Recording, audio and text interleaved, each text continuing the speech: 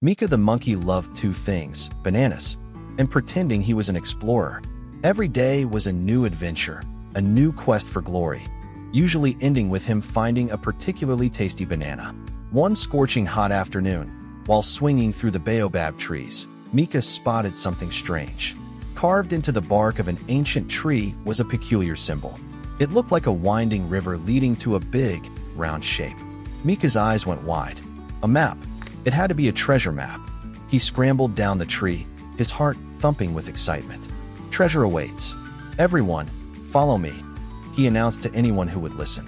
His friends, however, were less than enthusiastic. Rumi the snake, coiled lazily in the shade, flicked his tongue. If this ends badly, I'm blaming you, he hissed. Pepe the parrot, perched on a branch above, squawked excitedly.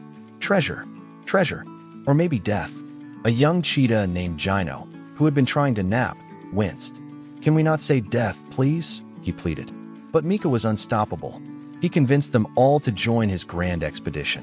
Dala, the wise old antelope, sighed but trotted along, mostly to make sure nobody got into too much trouble. The group set off, with Mika leading the way, holding a large leaf with a poorly drawn copy of the symbol. He led them through thorny bushes, across a field of tickly grass that made Rumi sneeze, and up a hill that left everyone panting. The sun beat down, and the savannah was getting hotter by the minute. After what felt like hours of marching in circles, Dala finally spoke up, her voice gentle but firm. Mika, are we lost?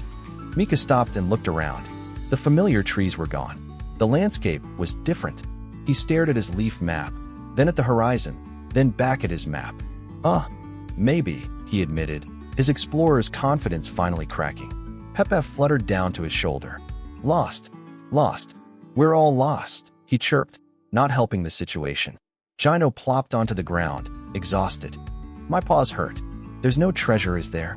Just as everyone was about to give up and head home. If they could even find the way, Dala lifted her head, her ears twitching. Wait, she whispered. Do you hear that? A faint sound drifted on the hot breeze. It sounded like trickling water. Hope surged through the group. They followed the sound, pushing through a thicket of reeds they hadn't noticed before. And then they saw it. It wasn't a chest of gold or a pile of shiny gems. It was something far more precious. Hidden in a small, rocky basin was a crystal-clear watering hole, fed by a gentle spring. The air was cooler here, and the water looked incredibly inviting. The savannah was in the middle of a serious heat wave, and many of the usual water sources were drying up. This discovery was a lifesaver. As the animals drank their fill, a realization dawned on Mika.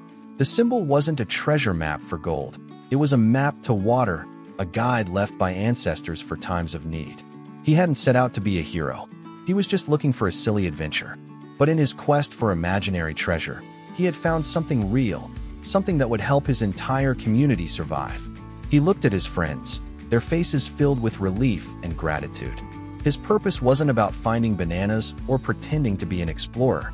Maybe, just maybe, his true calling was about helping others, even when he didn't mean to. And that felt better than any treasure he could have ever imagined. Sometimes, the greatest discoveries aren't the ones we set out to find. They're the ones that find us when we're busy helping those around us. This is Hustle Within. Thanks for watching, and don't forget to follow for more stories.